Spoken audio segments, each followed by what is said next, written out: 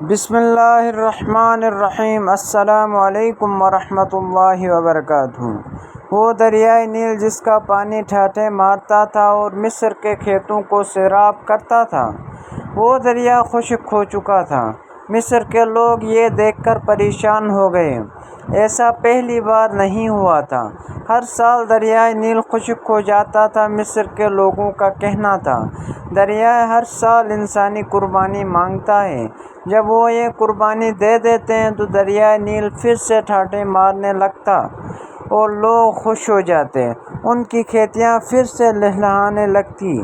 اب ایک بار پھر دریائے نیل خشک ہو چکا تھا۔ لوگوں کے چہرے پریشانی سے مرجھا گئے تھے۔ دریا اس بار پھر ان سے ایک انسان کی قربانی مانگ رہا تھا۔ وہ سب مجبور تھے۔ انہی دنوں حضرت عمر بن عاص رضی اللہ تعالیٰ عنہ نے مصر فتح کیا تھا۔ مصر میں فوجیں موجود تھیں۔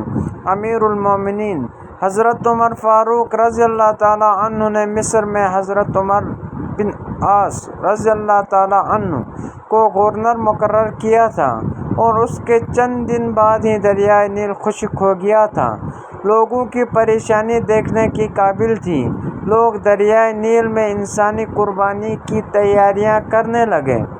اب لوگ خوش تھے کہ دریا انسان کی قربانی کے بعد پھر سے بہنا شروع کر دے گا اور خوشحالی ہی خوشحالی ہوگی۔ آخر وہ دن بھی آ گیا جس دن ایک انسان کی قربانی دریائے نیل کے بھیٹ چڑھ جانی تھی۔ لوگ صبح ہی صبح یوں تیار ہو کر باہر نکل آئے جیسے عید کا سماں ہو۔ ہر شخص کے چہرے سے خوشی جھلک رہی تھی۔ حضرت عمر بن عاص رضی اللہ تعالیٰ عنہ دریائے نیل کے خشک ہونے کی وجہ سے سخت پریشان تھے۔ جب انہوں نے یہ سنا کہ لوگ دریائے نیل کی بھیٹ چڑھانے کے لیے ایک انسان کو قربان کرنے لگے ہیں تو وہ تڑپ اٹھے کہ یہ تو سراسر ظلم ہے۔ دریا کے لیے ایک انسان کو قتل کر دینا کہاں کی عقل مندی ہے۔ حضرت عمر بن عاص رضی اللہ تعالیٰ عنہ اپنے چند آدمیوں کے ساتھ دریائے نیل کی طرف چل پڑے۔ وہ اس قربانی کو ہر حال میں رکوانا چاہتے تھے۔ جب وہ دریائے نیل کے پاس پہنچے تو انہوں نے وہاں عجیب سماں دیکھا۔ لوگ زرق برق کپڑے پہنے وہاں موجود تھے۔ ہر شخص کے چہرے پر خوشی تھی۔ جب ان لوگوں نے گورنر کو دیکھا تو حیران رہ گئے اور سوچنے لگے شاید گورنر بھی اس قربانی کو دیکھنے کے لیے آئے ہیں۔ حضرت عمر بن عاص رضی اللہ تعالیٰ عنہ نے دیکھا کہ لوگ ایک 15 سالہ لڑکی کو لے کر وہاں آئے ہیں۔ اس لڑکی نے زرق برق لباس پہنا ہوا تھا۔ وہ زیورات سے لدی پھندی تھی۔ لڑکی خوف سے کانپ رہی تھی۔ اس کا چہرہ ہلدی کی طرح زرد ہو رہا تھا۔ لڑکی لڑکھڑاتے قدموں سے آگے بڑھ رہی تھی۔ وہ لرزتی کانپتی ہوئی لوگوں کے ہمراہ دریا کے کنارے پر پہنچ کر رک گئی۔ اس نے مڑ کر اپنے بوڑھے باپ کی طرف دیکھا۔ باپ کی آنکھوں میں آنسو تھے۔ وہ مجبور تھا۔ لوگ اس کی بیٹی کو گھسیٹ کر موت کے منہ میں دھکیل رہے تھے۔ وہ کچھ نہیں کر سکتا تھا۔ اپنی بوڑھی آنکھوں سے بیٹی کو موت کے منہ میں جاتے ہوئے دیکھ رہا تھا۔ لڑکی کی ماں تو غم سے نڈھال ہوئی جا رہی تھی۔ لڑکی ہاتھ چھڑا کر اپنے باپ کی طرف دوڑی۔ لوگ اس کے پیچھے بھاگ کھڑے ہوئے اور لڑکی کو لے کر پھر دریا کے کنارے پر لے آئے۔ لڑکی رو کر لوگوں سے التجا کرنے لگی، مجھے چھوڑ دو، میں مرنا نہیں چاہتی۔ لوگوں نے اسے مضبوطی سے پکڑ لیا۔ اب حضرت عمر بن عاص رضی اللہ کے صبر کا پیمانہ لبریز ہو چکا تھا۔ وہ جلدی سے آگے بڑھے اور لڑکی کو ان لوگوں کی قید سے چھڑاتے ہوئے بولے، یہ سب کیا ہے؟ تم اس لڑکی کو کیوں ہلاک کرنا چاہتے ہو؟ لوگ گورنر کی بات سن کر پریشان ہو گئے۔ لڑکی بھاگ کر اپنے باپ کے پاس چلی گئی۔ لڑکی کی ماں نے آگے بڑھ کر اسے اپنے ساتھ لپٹا لیا۔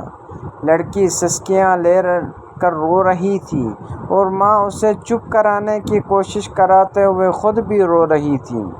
لوگوں نے کہا، اے امیر، دریائے نیل خشک ہو چکا ہے۔ وہ ہر سال ایک انسان کی قربانی مانگتا ہے۔ یہ سن کر حضرت عمر بن عاص رضی اللہ تعالیٰ عنہ نے ناگواری سے لوگوں کی طرف دیکھا، پھر پوچھا، کیا ہر سال یہ دریا اس طرح خشک ہو جاتا ہے؟ لوگوں نے جواب دیا، ہاں، ہر سال دریائے نیل اس طرح خشک ہو جاتا ہے، اور جب یہ دریا خشک ہوتا ہے تو ہم ایک انسانی جان کی قربانی دیتے ہیں، اس کے ساتھ ہی دریا کا پانی بڑھنا شروع ہو جاتا ہے، اور دیکھتے ہی دیکھتے دریا میں طغیانی آ جاتی ہے۔ حضرت عمر بن عاص رضی اللہ تعالیٰ عنہ نے کہا، یہ تو ظلم ہے۔ لوگوں نے کہا، اے امیر، ہم ہر سال چاند کی 11 تاریخ کو ایک نوجوان لڑکی کا انتخاب کر کے اس کے والدین کو رضامندی سے اس لڑکی کو زیورات اور خوبصورت لباس پہنا کر دریائے نیل کے بیٹ چڑھا دیتے ہیں، پھر دریا کا پانی بڑھنے لگتا ہے۔ یہ سن کر حضرت عمر بن عاص رضی اللہ تعالیٰ عنہ نے کہا، اسلام ان باتوں کو پسند نہیں کرتا۔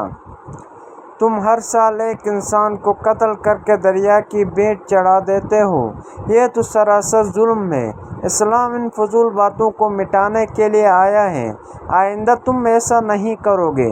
یہ سن کر لوگ بولے، پھر تو دریا خشک رہے گا، ہماری کھیتیاں برباد ہو جائیں گی، ہم بھوک سے مر جائیں گے، ہمارے جانور ہلاک ہو جائیں گے۔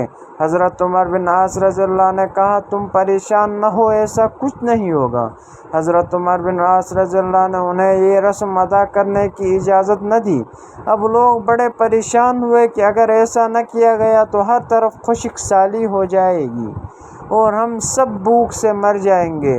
ان کی سمجھ میں نہیں آ رہا تھا کہ وہ کیا کریں۔ ان میں اتنی جرأت نہ تھی کہ وہ گورنر کی حکم کی عدولی کر سکیں۔ وہ سب خاموشی سے سر جھکائے کھڑے ہو گئے۔ حضرت عمر بن عاص رضی اللہ تعالیٰ عنہ نے لڑکی کو اس کے ماں باپ کے ساتھ گھر بھجوایا، اور لوگ بھی آہستہ آہستہ وہاں سے جانے لگے۔ چند دنوں تک دریائے نیل بالکل خشک ہو گیا، اس میں ایک بوند بھی پانی نہ آیا۔ لوگ بخلا گئے، ان کی کھیتی باڑی دریائے نیل کے پانی سے قائم تھی۔ اب تو دریا خشک ہو چکا تھا، زمین بنجر ہو گئی، لوگ فاقوں سے مرنے لگے، جانور چارہ نہ ہونے کی وجہ سے تڑپ تڑپ کر جانیں دے رہے تھے۔ یہ دیکھ کر لوگوں نے مصر سے نکل کر دوسرے علاقوں کا رخ کیا، ہر طرف ویرانی ہی ویرانی تھی۔ حضرت عمر بن عاص رضی اللہ عنہ نے جب دیکھا تو وہ اور بھی پریشان ہو گئے۔ آخر انہوں نے امیر المومنین حضرت عمر فاروق رضی اللہ تعالیٰ عنہ کو ایک خط لکھا اور اس میں ساری صورتحال واضح کر دی۔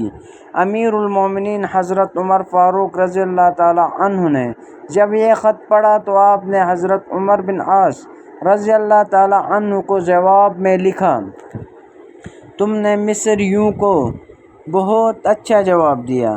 اسلام ایسی باتوں کی اجازت نہیں دیتا، ہم ایسی فضول باتوں کو مٹانے کے لیے آئے ہیں۔ اس خط کے ساتھ ایک رقعہ بھیج رہا ہوں، تم یہ رقعہ دریائے نیل میں ڈال دینا۔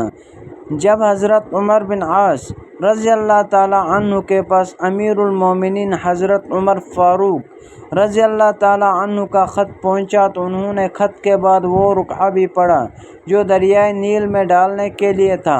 اس میں لکھا تھا، یہ خط اللہ کے بندے عمر بن خطاب رضی اللہ تعالیٰ عنہ کی طرف سے دریائے نیل کے نام تھا۔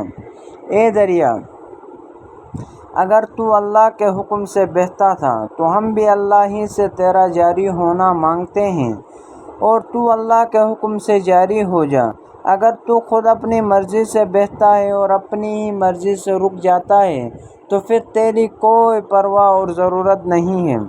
حضرت عمر بن عاص رضی اللہ تعالیٰ عنہ نے یہ رقعہ دریائے نیل میں ڈال دیا اور واپس چلے آئے۔ جب صبح مصر کے لوگ بیدار ہوئے تو یہ دیکھ کر حیران رہ گئے کہ اللہ نے دریائے نیل کو اس طرح جاری کر دیا، بلکہ اب تو دریا میں پانی اور بھی زیادہ چڑھ گیا تھا اور دریا میں طغیانی آئی ہوئی تھی۔ لوگ یہ دیکھ کر خوشی سے چلا اٹھے، دریا جاری ہو گیا۔ اس دن سے اب تک دریائے نیل اسی طرح جاری و ساری ہے، ایک لمحے کے لیے بھی اس کا پانی خشک نہیں ہوا۔ زینت کے خزانے کو الماس کہتے ہیں، لگے تڑپ پانے کی تو اسے پیاس کہتے ہیں۔ یوں تو سب کی پیاس بجھاتا ہے دریا، جو دریا کی پیاس بجھائے اسے عمر بن خطاب کہتے ہیں۔ اللہ تعالیٰ سے دعا ہے کہ نیکی کی بات کو سننے، سمجھنے اور اس پر عمل کرنے کی توفیق عطا فرمائے۔ آمین ثم آمین۔ محترم ناظرین، آپ سے میری یہ گزارش ہے کہ میری اس معلوماتی ویڈیو کو لائک اور شیئر ضرور کیجیے اور میرے اسلامی واقعات کے چینل کو سبسکرائب بھی ضرور کیجیے۔ اللہ ہم سب کا حامی و ناصر ہو۔ آمین ثم آمین۔